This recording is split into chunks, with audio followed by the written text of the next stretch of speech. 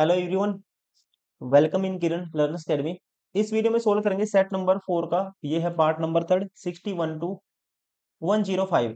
English language के जो question आते हैं, जो आपका एग्जाम पैटर्न रहता है, 45 क्वेश्चन इस वीडियो में रहने वाले हैं।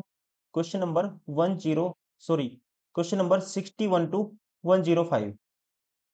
पहले पार्ट में हमने 30 क्वेश्चन मैथ्स के कवर किए थे मॉड्यूल 1 में, फिर 30 क्वेश्चन रीजनिंग के कवर किए थे। अभी ये है इसका इंग्लिश का पार्ट नंबर थर्ड है, इंग्लिश लैंग्वेज मॉड्यूल 1।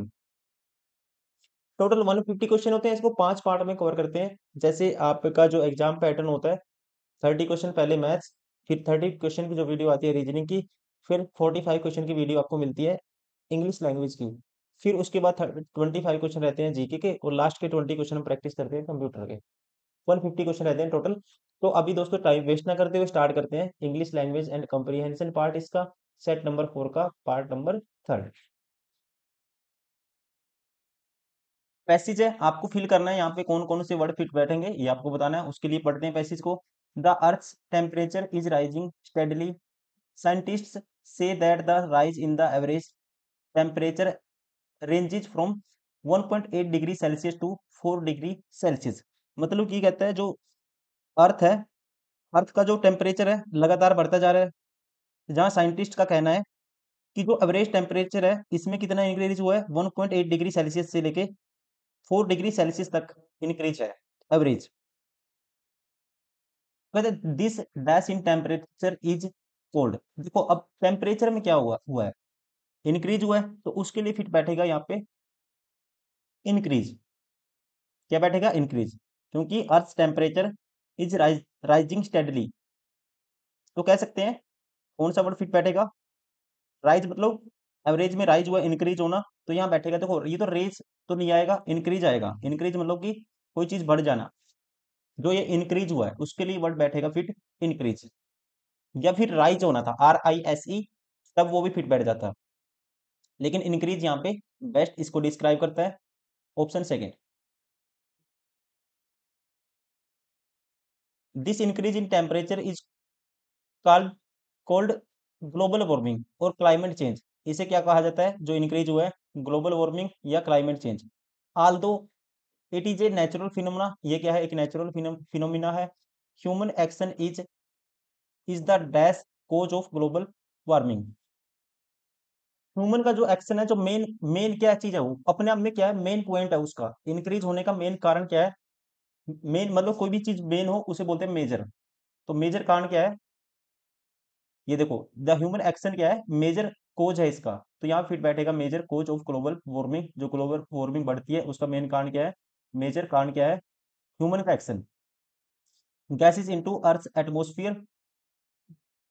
अब नेक्स्ट देखते हैं।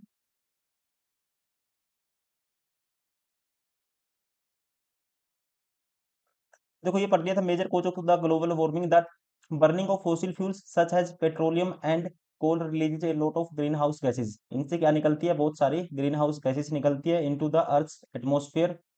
Carbon dioxide, methane and nitrous oxide, जो जो गैसों का नाम बताया यहाँ पे, are the main green house. जो मेन ग्रीन हाउस गैसेज हैं कौन कौन सी हैं, carbon dioxide, methane and nitrous oxide, NO2। ये सभी रिस्पॉन्सिबल है for the global warming. Besides green house gases, deforestation is dash major cause of this problem. दूसरा जो कारण बताया इसने, दूसरा इसके इसके अलावा, दूसरा मेन कारण क्या है, डिफोरेस्टेशन, मतलब कि जो वनों की कटाई करते हैं, पेड़ पौधों की, वो इसका क्या है, dash is a dash major cause of the this, मतलब अनदर। एक तो ये था, दूसरा कौन सा है, ये है, तो यहाँ पे आएगा अनदर। राइट आंसर होगा ऑप्शन फर्स्ट। एक कारण ये था, और दूसरा क्या है ग्लोबल वार्मिंग का, deforestation. Global warming has lead to changes in temperature. इसकी वजह से क्या होता है, टेम्परेचर में चेंज हुआ है, एंड रेनफॉल पैटर्न में बदलाव हुआ है, विच हैव सेवरली इफेक्टेड, मतलब कठोरता से, मतलब अच्छे से जो इफेक्ट करता है, कठोरता से मतलब ज्यादा इम्पैक्ट होना किस चीज का, एग्रीकल्चर के ऊपर। No one can dash that this is the most serious environmental challenge that mankind is facing today. No one can, no one can मतलब कि इस चीज से कोई भी इसको इनकार नहीं कर सकता, मना नहीं कर सकता कि ये मेन कारण नहीं है, तो अपने आप में क्या आएगा, डिनाई का मतलब किसी चीज से मना करना, मतलब कोई नकार नहीं सकता। 65 में ताना है, सीधा यही देखते हैं, इसी पे काम करते हैं। If all the countries adopt some measures, dash of the measures is the recycling and reusing articles like paper, glass, aluminium and plastic, while it is not possible to reverse the process, जबकि ये नहीं हो सकता कि process को reverse किया जाए। The rate of global warming can be checked if all the countries adopt, इसकी रेट चेक की जा सकती है, पता की जा सकती है किस दर से ये बढ़ रहा है। कब? इफ, कंजंक्शन है दोस्तों, if conditional, all the countries adopt some measures, जब सारी कंट्री क्या करेंगे, जो कुछ ना कुछ जो मेजर्स है, कह सकते हैं जो पैमाने हैं, अगर उनको क्या कर लेती है, अडोप्ट कर लेती है। डैश ऑफ द मेजर्स, कौन से measure, dash of the measures, अब यहाँ पे आएगा देखो, एक कौन से मेजर, एक ही मेजर का एग्जांपल है, एक ही एग्जांपल दिया है, क्या, one of the major is recycling reusing articles like paper, glass, aluminium and plastic, उसको कम करने का एक उपाय बताया है, तो एक के लिए यूज करते हैं वन का, ऑप्शन फर्स्ट। पैसेज है, इसमें आपको खुद से ट्राई करेंगे, कुछ भी नहीं है, पढ़ना है जैसे पिछला मैंने पढ़ा था, ऐसे ही आपको अब की बार कंप्लीट दिया हुआ है। इसमें से क्वेश्चन एंड आंसर करने हैं, आपको छांटना है, इसका कंक्लूजन अपने माइंड में ट्रांसलेशन करना है, धीरे धीरे आपके माइंड में एक परसेप्शन तैयार हो जाना चाहिए कि इसमें सारा सारा इसका जो मेन कंक्लूजन क्या है पैसेज का, एक बार पढ़ना है, साथ ही साथ क्वेश्चन देखने हैं, आंसर करना है, आगे निकलना है, इस तरह से आपको सोल्व करना है। आंसर मैं बता देता हूँ, मैच करोगे आप, कमेंट करेंगे। पहले का 66 का जो आंसर होगा, ये होगा ऑप्शन सेकेंड, क्योंकि ये डिपेंड करता है आपकी रीडिंग स्किल के ऊपर, आप कितना अच्छे से ट्रांसलेट कर पाते हो चीजों को, साथ ही साथ पढ़ते पढ़ते टाइम आप किस किस तरह से कह सकते हैं, इसको एक समराइज कर सकते हो अपने माइंड में। 67 का 4 होगा, आपको मैच करना है, स्क्रीनशॉट लीजिए, खुद से ट्राई करिए। 68 का फर्स्ट होगा, 69 का थर्ड होगा,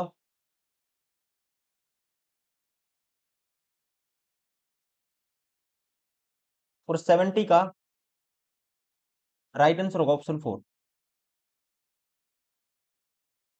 अब ये नेक्स्ट है, आपको बताना कौन से पार्ट में एरर है, अगर एरर नहीं है तो फिर आप ऑप्शन चूज करोगे 4, नो एरर। उसके लिए पढ़ते हैं, she found the two first chapters of the book particularly interesting, यहाँ पे एरर क्या है, एरर है दोस्तों, पता लग जाएगा बहुत सारे स्टूडेंट को, बेस्ड मतलब कि आप जो ग्रामेटिकल है, रूल के बेस एरर है, कॉन्सेप्ट के बेस के ऊपर, कोई ऐसे नहीं है, टेक्निकल एरर नहीं है। सीधा आपको याद रखना है, जब भी दो एडजेक्टिव आते हैं नाउन के आगे, कार्डिनल और ऑर्डिनल, कार्डिनल और ऑर्डिनल एडजेक्टिव आते हैं, तो आपको यूज करना है पहले ऑर्डिनल एडजेक्टिव का यूज करते हैं, ना कि कार्डिनल का। तो यहाँ पे आपको यूज करना चाहिए फर्स्ट टू चैप्टर, ना कि टू फर्स्ट चैप्टर नहीं। She found the first two chapters of the book particularly interesting, क्या आएगा, पहले ये ऑर्डिनल ऑब्जेक्ट एडजेक्टिव है, और ये कार्डिनल, फर्स्ट पहले लिखते हैं, टू बाद में लिखते हैं, संख्या को, नंबर को बाद में लिखा जाता है।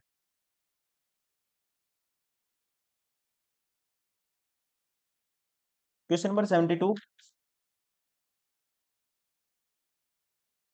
Bacon the father of the English essay had a thirst of knowledge, आपको ध्यान रखना है, थर्स्ट के साथ यूज करते हैं हम प्रेपोजिशन फोर का, किसका यूज करते हैं, फोर का यूज करते हैं, ना कि ऑफ का, ये गलत है, यहाँ आएगा थर्स्ट फॉर नॉलेज, ना कि thirst of knowledge, right answer होगा option third. Question number 73, the train had left when he had reached the station, आपको ध्यान रखना है दोस्तों, अगर दो एक्शन होते हैं, कंप्लीट होते हैं पास्ट में, तो पहले के साथ आप यूज करोगे पास्ट परफेक्ट, जो पहले होगा उसके लिए पास्ट परफेक्ट यूज करोगे, और बाद वाले के लिए यूज करते हैं सिंपल पास्ट, तो ये हैड रीच्ड गलत है, यहाँ पे ये आएगा ही reached. The train had, train निकल चुकी थी, व्हेन, कब, जब वो पहले ट्रेन निकली बाद में पहुंचा, when he reached, right answer होगा ऑप्शन सेकंड।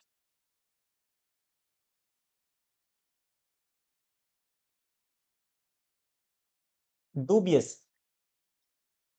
डूबियस का आपको राइट मीनिंग बताना है, डूबियस को रिलेट करते कर सकते हो आप, जैसे डूबियस, अब पानी में कोई डूब जाता है, अब आपको किसके ऊपर डाउट है कि वो डूबा या नहीं डूबा, ठीक है, तो उसके लिए यूज करते हैं डूबियस, मतलब कि संदेह होना किसी चीज पे, डाउटफुल। राइट आंसर होगा ऑप्शन फर्स्ट, डूबियस। डूबी अस, जैसे बहुत सारे बंदे तैरने गए थे तो उनमें से एक बंदा क्या हो जाता है, ऐसा नहीं होना चाहिए, वैसे प्रैक्टिकली मैं आपको एग्जांपल दे रहा हूँ, आप इसको सीरियस नहीं लेंगे। डूबियस, तो एक लड़की उसमें से डूबी या नहीं डूबी, कोई एक ही बात को बार बार कह रहा है, डूबी अस, वो कहाँ गई, कहाँ गई, डूब तो नहीं गई, ठीक है, हालांकि वो डूबी नहीं है, कहीं और चली गई वो, ठीक है, और दूसरे किनारे पे चली गई, वो डूबी नहीं है। लेकिन डूबियस का मतलब क्या होता है, डूबी या नहीं, संदेह होना किसी चीज के ऊपर, डाउटफुल। Question number 75।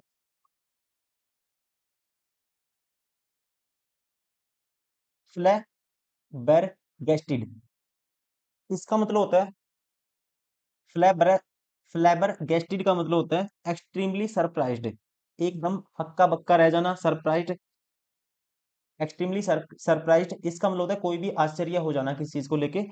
और सेम मतलब होता है डम फाउंडेड का, डम फाउंडेड का मतलब भी सेम होता है। राइट आंसर होगा option third. Question number 76। Despair, despair का मतलब होता है जहां पे, मतलब कि ऐसी सिचुएशन हो जाए लाइफ में जहां पे सारी उम्मीदें खत्म हो जाती हैं, कुछ होप ही नहीं आपको लाइफ में कि आगे कुछ होगा पॉजिटिव, तो उस तरह से यूज किया जाता है इसको सेंटेंसेस में, डेस्पेयर का। और इसका उल्टा होगा होप, इसका मतलब निराशा कह सकते हैं, the feeling of having lost all hope. और होप का मतलब क्या होता है, आशा, किसी चीज के ऊपर उम्मीद होना। राइट आंसर होगा ऑप्शन थर्ड। इसको रिलेट कैसे करते हो आप, रिलेट करने का, जैसे डिसअपियर, डिसअपियर का मतलब, अपीयर मतलब कोई चीज आपको प्रतीत होना, कोई चीज दिखना, डिसअपियर होना मतलब गायब हो जाना, ठीक है, इस तरह से यूज कर सकते हो। डिसपेयर, डिसअपियर मतलब कोई चीज क्या हो जाना, विदाउट होप, काम जहाँ पे आपको कोई भी उम्मीद नहीं है कि आपके साथ आगे फ्यूचर में कोई पॉजिटिव कुछ आपकी लाइफ में होगा, इस तरह से यूज किया जाता है इसका। इसका उल्टा होता है होप, आशा, और इसका मतलब होता है हिंदी में निराशा।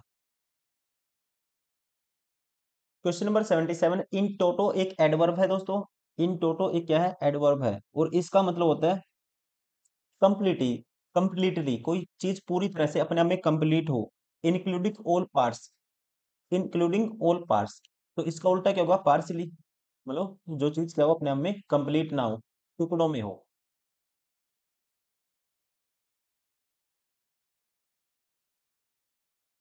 Question number 78। The principal has to, आपको बताना which best express the meaning of the idiom phrase. The principal has to carry out the orders issued by the higher authorities. देखो जो हायर अथॉरिटीज का जो क्या आया था, ऑर्डर आया था, प्रिंसिपल ने उसको क्या करने का फैसला किया, उसको क्या करेगा, हायर अथॉरिटी का आया तो मानना पड़ेगा, उसको एग्जीक्यूट करना, मतलब किसी चीज को क्या करना, किस चीज को फॉलो करना, आगे एक्शन लेना, या कहते हैं रन करना किस चीज को। Option third. Question number 79। The young engineer was hold up for spilling the beans about the new project to the competitor. Meaning क्या निकलेगा, जो यंग इंजीनियर है वो पकड़ा गया, होल्ड अप मतलब कि पकड़ा गया वो, for spilling the beans about the new project to the competitor, मतलब कि जब उसने क्या किया, कंपिटिटर को प्रोजेक्ट की जानकारी दी। तो इसका मतलब होता है दोस्तों, स्पिलिंग द बीन का मतलब होता है रिवीलिंग द इंफॉर्मेशन इनडिस्क्रिटली, मतलब कोई भी चीज जानकारी को प्रकट कर देना, रिवील कर देना, बता देना, जो क्या है, गुप्त है, that is idiom phrase spilling the beans, revealing the information indiscreetly. Question number 80। आपको बताना है, वन वर्ड बताना है इसके लिए, टू बी बाइस्ड अगेंस्ट, मतलब किसी के अगेंस्ट होना, किसी के अगेंस्ट होना, टू बी बाइस्ड अगेंस्ट मतलब किसी के अगेंस्ट होना, खिलाफ होना, तो उसके लिए इंग्लिश में वर्ड होता है प्रेजुडाइज्ड, प्रेजुडाइज्ड होता है। राइट आंसर होगा option third.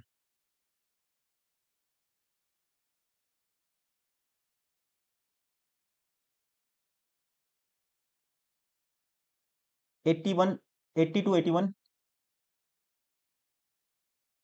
Motion of head आपको बताना है, यहाँ पे substitute for the given of words के लिए एक वर्ड बताना है, motion of hands etc has a mode of expression indicating attitude. मतलब मोशन ऑफ हेड जैसे हाथ, सिर, इन सब से जब भी हम कोई एक्सप्रेशन करते हैं, ठीक है, इनको हिलाते हैं, इंडिकेटिंग एटीट्यूड हमारा पता चलता है, उसे क्या बोलते हैं, उसे बोला जाता है गेस्चर। मतलब कि इशारा करना, मूवमेंट करना हाथ पैरों से, बॉडी से, और उसको बोलते हैं गेस्चर। मतलब इशारा करना, किसी को संकेत देना, ठीक है। क्वेश्चन नंबर 82, आपको बताना है रोंगली स्पेल्ट वर्ड कौन सा है, इनमें से रोंगली स्पेल्ट वर्ड कौन सा है। एकोम्प्लिस, एकोम्प्लिस का जो स्पेलिंग अपने आप में ठीक है। एकोम्पेनीमेंट, ये भी ठीक है। एकोम्प्लिसमेंट भी अपने आप में ठीक है। एकोमोडेशन की स्पेलिंग गलत है। एकोमोडेशन में ध्यान रखेंगे आप, क्या आता है, डबल एम आता है। डबल सी भी आता है, डबल एम भी आता है, तो यहाँ डबल एम आएगा, ऑप्शन 4। क्वेश्चन नंबर 83, यहाँ पे भी रोंगली स्पेल्ड बताना है आपको। रोंगली स्पेल्ड वर्ड कौन सा होगा दोस्तों। रिप्लेसिंग की बच्चा बच्चा जानते होगा रिप्लेसिंग की स्पेलिंग को। रिप्लेसिंग की स्पेलिंग क्या होती है, REPLACING होगा। ये ई गलत लगाया हुआ है यहाँ पे, option second. Question number 84, he declined all the allegations against him. अब देखिए, यहाँ पे दो वर्ड आपको दिख रहे होंगे, या तो रिफ्यूज आएगा या रिफ्यूटेड आएगा। डिक्लाइन का मतलब है किसी चीज को क्या कर देना, पोलाइटली वे में किसी चीज को रिफ्यूज कर देना, मना कर देना, पोलाइटली वे में, अच्छे से, प्यार से।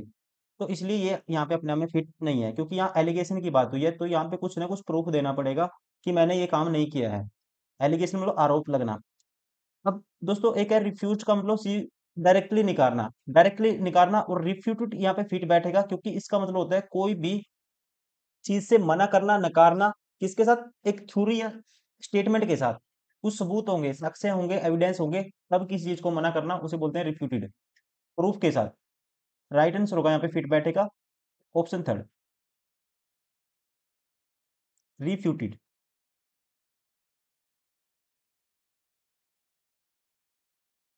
Question number 85, it is time we live.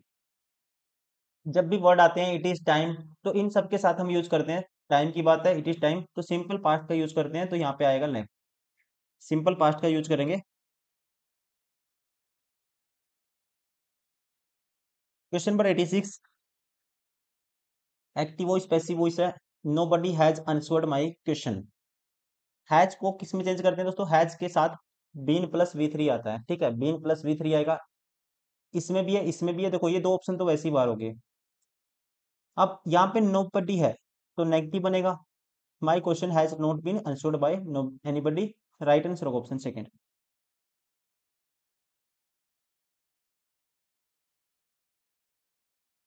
Question number 87, the जज delivered the sentence at the court room yesterday.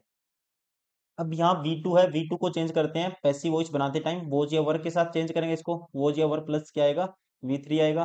तो यहाँ बीन है, ये ऑप्शन बार हो गया। ये वोज बीइंग है दोस्तों, बीइंग नहीं आया, क्योंकि आईएनजी फॉर्म को बीइंग में चेंज करते हैं, ये ऑप्शन बार हो गया। हैड बीन है, ये भी ऑप्शन बार हो गया। एक ही option was plus delivered. Right answer होगा option second.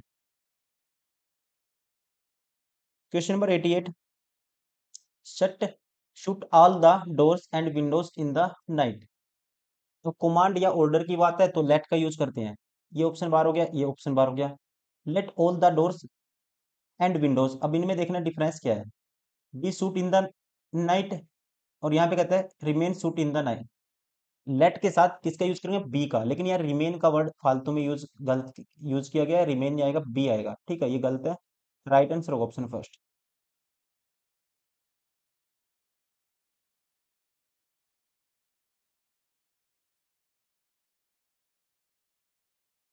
Question number 89, arrange करना है, पहला सेंटेंस ये है, आखिरी ये है, बीच वाले आपको अरेंज करने हैं, ऑप्शन को उठाना, आपको ऑप्शन से देखना है। मैं देखता हूँ पहला, कहता है early to bed early to rise makes a man healthy wealthy and wise. ठीक है, मतलब सुबह जल्दी उठना, early to bed, early to rise जल्दी उठना, और बेड पे जल्दी जाना, और जल्दी उठना, मेक्स मैन हेल्थी, मैन को हेल्थी बनाता है, वेल्थी बनाता है, एंड वाइज बनाता है। अब देखो, उसके बाद इसको रिलेट करेंगे अब, but for the morning tea. This saying in, देखो ये एक कहावत है, ये कही मतलब मतलब कि एक बात कही है, ये अपने आप में एक फैक्ट है, तो इसको बोलेंगे दिस सेइंग। टू रिलेट हो पा रहा है इससे, बट नहीं आएगा। दैट डे, कौन सा दिन, इससे पहले कुछ आना चाहिए। वन डे, तो सबसे पहले क्यू आएगा, ये ऑप्शन बार हो गया, ये ऑप्शन बार हो गया। अब इन दोनों में डिफरेंस देखना आपको। क्यू के बाद अगर मैं उठाता हूँ एस, क्यू के बाद मैं एस उठाता हूँ, this saying inspired me to rise early, जो मुझे जल्दी उठने में क्या करता है, मदद करता है। One day I goat up early in the morning, इसमें एस में ये कहता है और पी में कहता है बट फॉर मॉर्निंग टी। देखो, this this saying inspired me to rise early, but for the morning tea, I had to wait for someone to get up before me। इसका मतलब ये है कि but for the morning tea, I had to wait for someone to get up before me। कहते हैं लेकिन सुबह की चाय के लिए मुझे किसी के मुझसे पहले उठने का इंतजार करना पड़ा। और आर में देखते हैं, that day I was first to get up, मतलब उस दिन मैं सबसे पहले उठा। उस दिन किस दिन, तो इससे पहले कुछ आना चाहिए। अगर मैं one day I goat up early in the morning, एक दिन मैं क्या उठा, एक दिन मैं सुबह जल्दी उठ गया। और फिर एस के बाद अगर हम लगाते हैं आर, एक दिन, कौन से दिन, उस दिन, दिस सेइंग सॉरी, उस दिन मतलब आर आएगा उसके बाद आर आएगा, that day I was the first to get up, तो इसका मतलब एस के बाद आर आएगा दोस्तों, एस के बाद क्या आएगा, आर। यहाँ आर पहले फिट कर दिया, ये ऑप्शन भी बार हो गया। राइट आंसर होगा ऑप्शन फर्स्ट।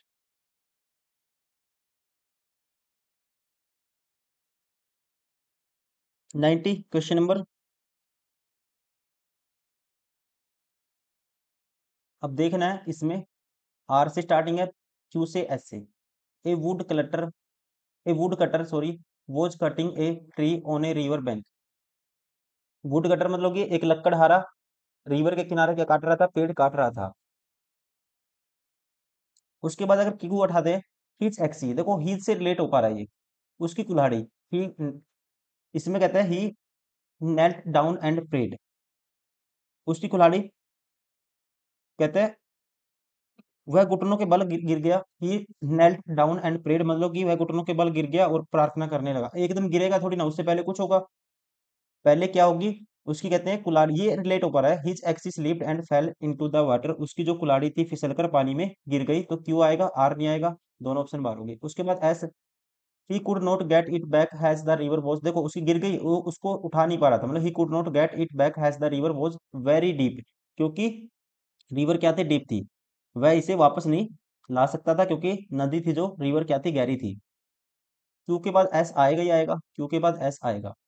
उसके बाद इसमें आर है, इसमें पी है। पी कहता है वो घुटनों के बल बैठ गया और प्रार्थना करने लगा, और आर में कहता है God mercury appeared before him and asked about the matter. भगवान गॉड मरकरी मतलब कि दोस्तों भगवान बुद्ध उनके सामने क्या हुए, प्रकट हुए, और मामले के बारे में उन्होंने इससे पूछा। मैं आपसे पूछता हूँ, पहले भगवान प्रकट होंगे या पहले प्रार्थना करोगे, पहले प्रार्थना करेंगे तभी तो भगवान आएंगे, बिना प्रार्थना करे थोड़ी आएंगे, तो इसका मतलब पहले प्रेयर करनी पड़ेगी, तो इसका मतलब पी आएगा पहले, तो ये आर का गलत है यूज। राइट आंसर होगा ऑप्शन 4। क्वेश्चन नंबर 91, डायरेक्ट और इनडायरेक्ट है आपकी बार। The colonel said to the soldier, next month you will be promoted। अब विल बी है दोस्तों, विल बी किस में चेंज करते हैं, डायरेक्ट से इनडायरेक्ट में, would be plus V three, would plus be plus V three में चेंज होगा, या मस्ट है, ये ऑप्शन बार हो गया। अब इसमें वुड प्रमोट है, ये भी ऑप्शन बार हो गया, प्रमोटेड होना चाहिए था बी के साथ। या विल बी है, ये भी ऑप्शन बार हो गया। राइट आंसर होगा option second, would be plus V three. Question number 92, he said to his friend let us go out. अब लेट अस गो है तो आपको चेंज करना पड़ेगा, लेट अस गो को शुड में चेंज करेंगे, शुड आना चाहिए, ये ऑप्शन बार हो गया डायरेक्टली, ये भी ऑप्शन बार हो गया। इन दोनों में डिफरेंस देखिए, he said to his friend let us go out, यहाँ पे प्रपोज्ड है, यहाँ सुजेस्टेड है। To his friends that they should go out, अब यहाँ पे दोस्तों that his friends same to same रखा हुआ है, अब चेंज करेंगे तो क्या आएगा, दे आएगा, ये भी ऑप्शन बार हो गया। राइट आंसर होगा option second. Question number 93, the teacher said the earth revolves round the sun. अब यूनिवर्सल ट्रूथ है तो सेंटेंस सेम रहेगा। इसको चेंज करेंगे सिर्फ the teacher said that, the teacher said that आएगा, बाकी सेम रहेगा। The earth revolves round the sun, the teacher told that, ये गलत है। द टीचर इन्फॉर्म दोस्तों गलत है। The teacher said that the earth has been, change नहीं कर सकते क्योंकि यूनिवर्सल ट्रूथ है, ये भी गलत हो गया। ये सही है। The teacher said that, conjunction that लगेगा, बाकी सेम रहेगा। The earth revolves round the सन।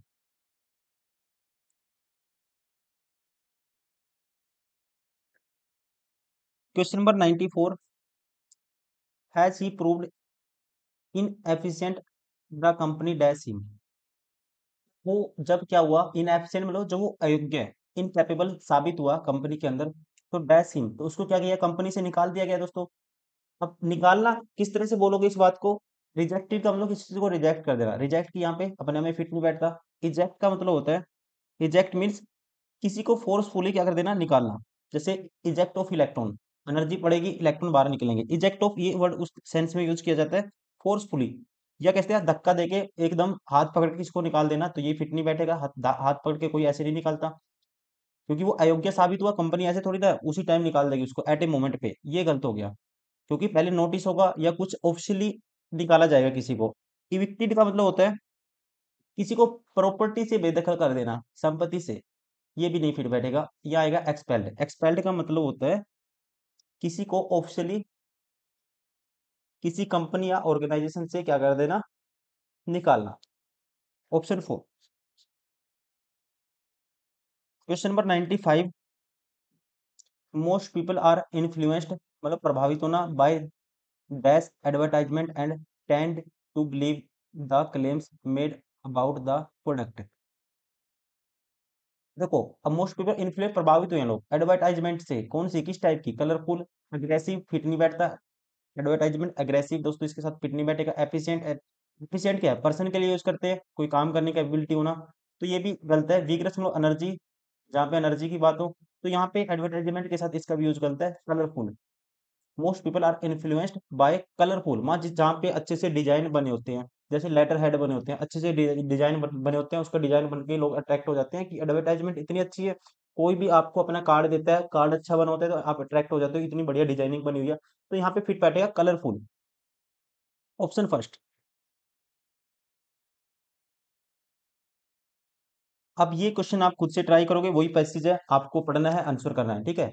पढ़ना है, इसमें कुछ भी नहीं है, रीडिंग स्किल है आपकी, वो मैटर करेगी। पढ़ना है आपको, आंसर करना है, फटाफट आप करिए, ट्राई करिए, स्क्रीनशॉट लीजिए इसका, खुद से ट्राई करोगे और उम्मीद करता हूँ मैं आप कमेंट भी करोगे, कमेंट भी आप करोगे। इसका आंसर मैं मैच करता हूँ, पहला का जो राइट आंसर होगा आपको मैच करना है। मैं आपको बताता हूँ आंसर क्या रहेगा, पहले का रहेगा ऑप्शन फर्स्ट। चेक करेंगे आप। आसान पैसेज है, ऐसा नहीं है कि कोई ज्यादा टिपिकल पैसेज है, आप मीनिंग भी आसानी से, इसका ट्रांसलेशन भी मनी मन में कर ही लोगे, आसानी से कर पाओगे, इतना मुश्किल नहीं है, आसान है बिल्कुल।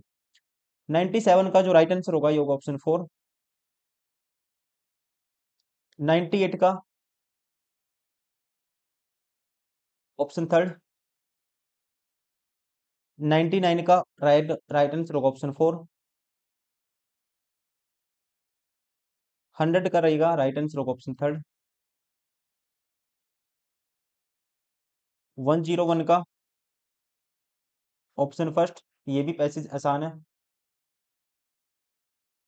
102 का ऑप्शन 4। 103 का राइट आंसर होगा ऑप्शन 4। और 104 का राइट आंसर होगा ऑप्शन फर्स्ट।